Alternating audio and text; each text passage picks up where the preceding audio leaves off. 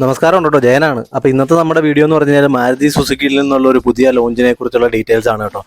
2024 വരാനിരിക്കുന്ന 2 hot launches എന്ന് വേണേൽ പറയാൻ പറ്റും. നമ്മുടെ മാരുതി സുസുക്കിയുടെ ഏറ്റവും ഫേമസ് ആയിട്ടുള്ള അല്ലെങ്കിൽ ഏറ്റവും സെയിലുള്ള മോഡലായ സ്വിഫ്റ്റിൻ്റെ പുതിയ മോഡലിൻ്റെ 24 മോഡൽ, അതുപോലെ തന്നെ സ്വിഫ്റ്റിൻ്റെ ഡിസയറിൻ്റെ പുതിയ ഫേസ് ലിഫ്റ്റ് ആയിട്ട് വരുന്ന 24 മോഡൽ. ഈ 2 മോഡലും 24 മിഡ്, അതായത് പകുതിയോടുകൂടി 2024 പകുതിയോടുകൂടി ലോഞ്ച് എന്തായാലും പ്രഖ്യാപിച്ചു കഴിഞ്ഞിട്ടുണ്ട്. അപ്പോൾ അതിൻ്റെ ടെസ്റ്റും കാര്യങ്ങളൊക്കെ നടക്കുന്നുണ്ട്. അപ്പോൾ ഇന്ന് നമ്മൾ വന്നിരിക്കുന്ന വീഡിയോ എന്ന് പറഞ്ഞു കഴിഞ്ഞാൽ സ്വിഫ്റ്റിൻ്റെ ഡിസയറിൻ്റെ പുതിയ വേരിയൻ്റ് അല്ലെങ്കിൽ ഫേസ് ലിഫ്റ്റ് ആയിട്ട് 24 വരാൻ പോകുന്ന മോഡലിൻ്റെ വിശേഷങ്ങളും അതിൻ്റെ ഡീറ്റെയിൽസും എന്തായിരിക്കും അതിലെ ഫീച്ചേഴ്സ് എന്നുള്ളതൊക്കെ ഉള്ളൊരു ചെറിയ വീഡിയോ ആണ് കേട്ടോ. സ്വിഫ്റ്റിൻ്റെ 2024 മോഡൽ ഓൾറെഡി ഇവർ ലോഞ്ച് ചെയ്ത് കഴിഞ്ഞാൽ അല്ലെങ്കിൽ അൺവെയിൽ ചെയ്ത് കഴിഞ്ഞു ജപ്പാനിൽ. സുസുക്കി ജപ്പാനിൽ അത് അൺവെയിൽ ചെയ്ത് കഴിഞ്ഞു. അതുപോലെ തന്നെ ഇന്ത്യയിൽ അതിൻ്റെ ടെസ്റ്റും കാര്യങ്ങളും നടക്കുന്നുണ്ട്.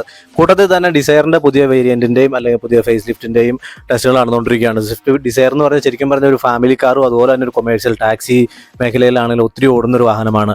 ആദ്യത്തെ ഒരു മോഡൽ ഒരു അല്പം ബൾക്കി ആയിട്ടുള്ളതായിരുന്നു സ്വിഫ്റ്റ് ആണെങ്കിലും അതുപോലെ ഡിസയർ ആണെങ്കിലും. അതിനുശേഷം സബ് 4 മീറ്ററിലേക്ക് അത് ചുരുക്കിയപ്പോഴത്തേക്ക് ഒന്ന് ഡിസൈനൊക്കെ ഒന്ന് ക്യൂട്ടാക്കി വെട്ടി ചുരുക്കി മൂട്ടിന്ന് ഒരു ഇടിയും കൊടുത്ത് അവനെ ഡിസയറിനെ ഒന്ന് കോമ്പാക്റ്റ് ആക്കി അവർ 4 മീറ്ററിന് താഴത്തേക്ക് കൊണ്ടുവന്നു. കാരണം ടാക്സിൻ്റെ പ്രശ്നങ്ങളൊക്കെ കുറയ്ക്കാനായിട്ട്. ടാക്സ് അല്ലെങ്കിൽ 4 മീറ്റർ മുകളിലേക്ക് വരുന്നതിൻ്റെ ടാക്സ് കൂടുതലായത് കാരണം സബ് 4 മീറ്ററിൽ കോമ്പാക്റ്റിലേക്ക് കൊണ്ടുവന്നതിന് ശേഷം ഒരു ക്യൂട്ടായിട്ടുള്ള ഡിസൈൻ അല്ലെങ്കിൽ ബാക്ക് സൈഡ് ഒരു അല്പം ബൂട്ട് വരുന്ന ഏരിയ അല്പം കുറച്ചൊരു മോഡലേക്കായിട്ടായിരുന്നു ഡിസൈർ വന്നുകൊണ്ടിരുന്നത്. അതിനുശേഷം പിന്നീട് ഫേസ് ലിഫ്റ്റുകൾ ഒത്തിരി നടന്നു.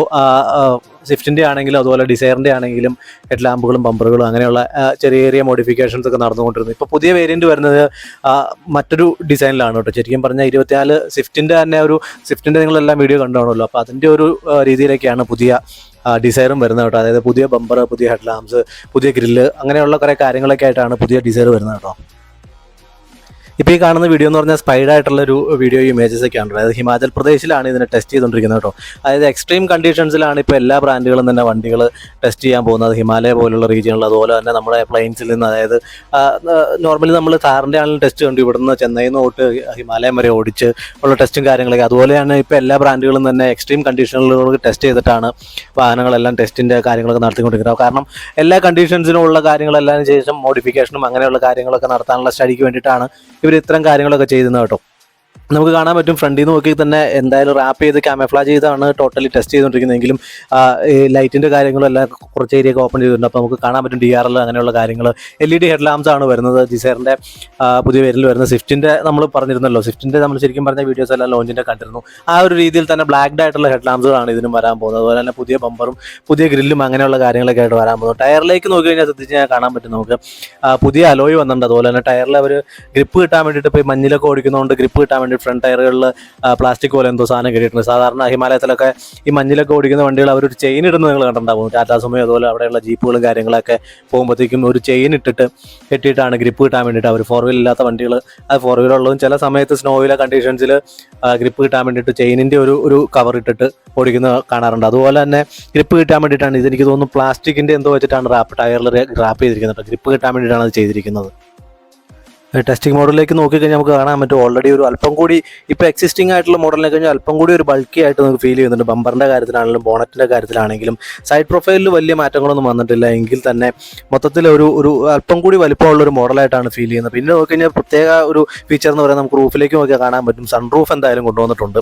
അപ്പോൾ സൺറൂഫ് ഇല്ല എന്നുള്ള ഇപ്പോൾ എല്ലാ വാഹനങ്ങളിൽ തന്നെ സൺറൂഫ് ഒരു കോമൺ ഫീച്ചറായി മാറിക്കഴിഞ്ഞു. അപ്പോൾ സൺറൂഫ് ഇല്ല എന്നുള്ള ഒരു പരാതി കൊണ്ട് മാർക്കറ്റിൽ താഴ്ന്നു പോകരുതെന്ന് ഓർത്തിട്ടായിരിക്കണം സൺറൂഫ് കൂടി എന്തായാലും സ്വിഫ്റ്റ് ഡിസൈറിലേക്ക് അവർ ഉൾപ്പെടുത്തിയിട്ടുണ്ട് ഇത്തവണ സുസുക്കിയിൽ നിന്നും. പിന്നീട് സൈഡ് പ്രൊഫൈലിലേക്ക് നോക്കി കഴിഞ്ഞാൽ സൈഡ് പ്രൊഫൈലിൽ വലിയ മാറ്റങ്ങളൊന്നും കാണാനില്ല കേട്ടോ. 360 ഡിഗ്രി ക്യാമറ വരുന്നുണ്ട്. അതുപോലെ തന്നെ പുതിയ എക്സ്റ്റീരിയർ, പുതിയ ഇൻറ്റീരിയർ അങ്ങനെയുള്ള കാര്യങ്ങളൊക്കെ ആയിട്ടാണ് വരുന്നത് കേട്ടോ. സേഫ്റ്റി ഫീച്ചേഴ്സ് നോക്കിക്കഴിഞ്ഞാൽ 6 എയർ ബാഗ് കോമൺ ആയിട്ട് വരുന്നുണ്ട്. അതുപോലെ ESC പോലെയുള്ള കാര്യങ്ങൾ ഫീച്ചേഴ്സ് എല്ലാം തന്നെ അവൈലബിൾ ആയിരിക്കും എന്ന് പറയാൻ പറ്റും. ബാക്ക് റയർ പോർഷനിലേക്ക് നോക്കിക്കഴിഞ്ഞാൽ ഒരു സ്ക്വയർ എഡ്ജ് കട്ടിംഗ് ആയിട്ടാണ് ഡിക്കിയുടെ അല്ലെങ്കിൽ ബൂട്ടിൻ്റെ ടോപ്പ് കാണുന്നത്. ലെങ്ത് എന്ന് പറഞ്ഞാൽ സബ് 4 മീറ്റർ തന്നെയാണ് വരുന്നത്. അതിൽ മാറ്റങ്ങളൊന്നും വരാൻ പോകുന്നില്ല.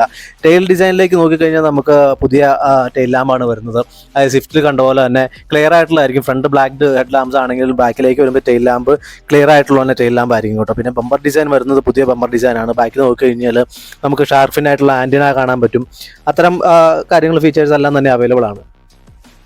ഇന്റീരിയറിലേക്ക് നോക്കി കഴിഞ്ഞാൽ പുതിയ ഡാഷ്ബോർഡ് ഡിസൈൻ ആയിട്ടായിരിക്കും വരാൻ പോകുന്നത്. അതായത് പുതിയ സ്വിഫ്റ്റിൽ പോലെ അല്ലെങ്കിൽ നമ്മുടെ ഫ്രോങ്സിലും ബലോനയിലും ഒക്കെ കാണുന്ന ആ ഒരു രീതിയിലുള്ള പുതിയ ഇന്റീരിയർ ആയിരിക്കും കേട്ടോ വരാൻ പോകുന്നത്. പുതിയ ഫീച്ചേഴ്സും അതുപോലെ ആഡഡ് ആയിരിക്കും. കണക്റ്റിംഗ് ഫീച്ചേഴ്സും അങ്ങനെയുള്ള കാര്യങ്ങൾ, ആൻഡ്രോയിഡ് ഓട്ടോയും ആപ്പിൾ കാർപ്ലേയും അങ്ങനെ പോലുള്ള പുതിയ ഫീച്ചേഴ്സ് എല്ലാം ആയിട്ടായിരിക്കും വരാൻ പോകുന്നത്. അതുപോലെ തന്നെ 9 ഇഞ്ചിൻ്റെ ടച്ച് സ്ക്രീൻ ആയിരിക്കും വരുന്നത്. ഇൻഫോർടൈൻമെൻറ്റ് ഇൻസ്ട്രുമെൻറ്റ് ക്ലസ്റ്റർ വരുന്നതാണെങ്കിൽ സെമി ഡിജിറ്റൽ ആയിട്ടുള്ളതായിരിക്കും കേട്ടോ, കംപ്ലീറ്റ് ഡിജിറ്റൽ ആയിരിക്കുമല്ല. ഇൻഫോർടൈൻമെൻറ്റ് വരുന്നത് 9 ഇഞ്ചായിരിക്കും. ഇൻസ്ട്രുമെൻറ്റ് ക്ലസ്റ്റർ വരുന്നത് സെമി ഡിജിറ്റൽ ആയിരിക്കും. അതുപോലെ തന്നെ കണക്റ്റഡ് കാർ ടെക്നോളജിയും അതുപോലെ ബ്ലൈൻഡ് സ്പോട്ട് ഡിറ്റക്ഷനും അങ്ങനെയുള്ള പുതിയ ഫീച്ചേഴ്സ് എല്ലാം ആയിരിക്കും. സേഫ്റ്റിയുടെ കാര്യത്തിലേക്ക് പോകുകയാണെങ്കിൽ 6 എയർ ബാഗ്സ് കോമൺ ആയിട്ടായിരിക്കും വരുന്നത്. അതുപോലെ തന്നെ ESC ട്രാക്ഷൻ കൺട്രോൾ പോലെയുള്ള കാര്യങ്ങളെല്ലാം തന്നെ ഉണ്ടാവും. എഞ്ചിൻ്റെ ഡീറ്റെയിലേക്ക് പോവുകയാണെങ്കിൽ പുതിയ സ്വിഫ്റ്റിൽ വരുന്ന അതേ എഞ്ചിൻ തന്നെയായിരിക്കും വരാൻ പോകുന്നത്. 3 സിലിണ്ടർ ആയിട്ടുള്ള നാച്ചുറലി ആസ്പിറേറ്റഡ് പെട്രോൾ എഞ്ചിനായിരിക്കും വരാൻ പോകുന്നത്. 80 bhp പവറും 108 ന്യൂട്ടൺ ടോർക്കും വരുന്ന എഞ്ചിൻ തന്നെയായിരിക്കും കണ്ടിന്യൂ ചെയ്യുമ്പോൾ. അതുപോലെ തന്നെ CNG വെർഷൻ വരുന്നത് ജപ്പാനിൽ അവർ ലോഞ്ച് ചെയ്യുമെന്ന് പറയുന്നുണ്ട്. ഇന്ത്യയിലേക്കുള്ള കാര്യം ഇപ്പോൾ അടുത്ത് ഉണ്ടാവുകയില്ല. പെട്രോൾ എഞ്ചിനായിരിക്കും ആദ്യം വരാൻ പോകുന്നത്. പവറിൻ്റെ കാര്യത്തിൽ കുറവാണെങ്കിൽ എഫിഷ്യൻസിയുടെ കാര്യത്തിൽ മുന്നിൽ തന്നെയാണെന്നാണ് സുസുക്കി അവകാശപ്പെടുന്നത്. ഇതിൻ്റെ മൈലേജും കാര്യങ്ങളൊക്കെ 23-24 കിലോമീറ്റർ പെർ ലിറ്റർ ആയിരിക്കും സുസുക്കി പറഞ്ഞുകൊണ്ടിരിക്കുന്നത്.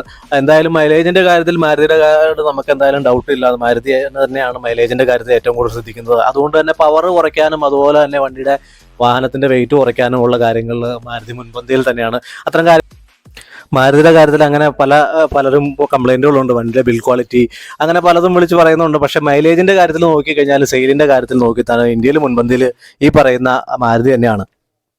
അപ്പോൾ മൈലേജിൻ്റെ കാര്യത്തിൽ നോക്കുകയാണെങ്കിൽ 23.4 കിലോമീറ്റർ പെർ ലിറ്റർ മൈലേജ് അവകാശപ്പെടുന്നു കേട്ടോ. അതിൻ്റെ ലോഞ്ചിൻ്റെ കാര്യം നോക്കുകയാണെങ്കിൽ 24 മിഡ് ഓഫ് 2024 മിക്കവാറും ഈ ലോഞ്ചും കാര്യങ്ങളൊക്കെ നടക്കാവുന്നത്. പ്രൈസ് നോക്കുകയാണെങ്കിൽ ഇപ്പോൾ ഉള്ള വേരിയൻറ്റിനെ കഴിഞ്ഞാൽ ഇപ്പോൾ ഉള്ള മോഡലിനെ കഴിഞ്ഞാൽ ഒരു 80,000 മുതൽ 1,00,000 വരെ, അതായത് ടോപ്പ് എൻഡിലേക്ക് പോകുമ്പോഴത്തേക്കും ആ ഒരു റേഞ്ചിൽ എന്തായാലും ഒരു ഹൈക്ക് ഉണ്ടാവും പ്രൈസിലെന്നാണ് പറയപ്പെടുന്നത്. എന്തായാലും നമുക്ക് മിഡ് ഓഫ് 24 വരെ വെയിറ്റ് ചെയ്ത് നോക്കാം. പകുതിയോടുകൂടി എന്തായാലും, അതായത് ഇനിയിപ്പം ഏപ്രിൽ 2-3 മാസത്തിനുള്ളിൽ ജൂൺ ജൂലൈയോടുകൂടി എന്തായാലും ലോഞ്ച് ഉണ്ടാവാമെന്നാണ് പ്രതീക്ഷിക്കുന്നത്. അപ്പോൾ ഇതൊക്കെയായിരുന്നു കേട്ടോ പുതിയ മാരുതിയെക്കുറിച്ചുള്ള അപ്ഡേറ്റ്സ് വരുന്നത്, ഡിസൈറിനെ കുറിച്ചുള്ള അപ്ഡേറ്റ്സ് വന്നത്. അപ്പോൾ വീഡിയോ നിങ്ങൾക്ക് ഇഷ്ടമാകുന്നുണ്ടെങ്കിൽ ചാനലൊന്ന് സബ്സ്ക്രൈബ് ചെയ്ത് നമ്മൾ സപ്പോർട്ട് ചെയ്യണം കേട്ടോ.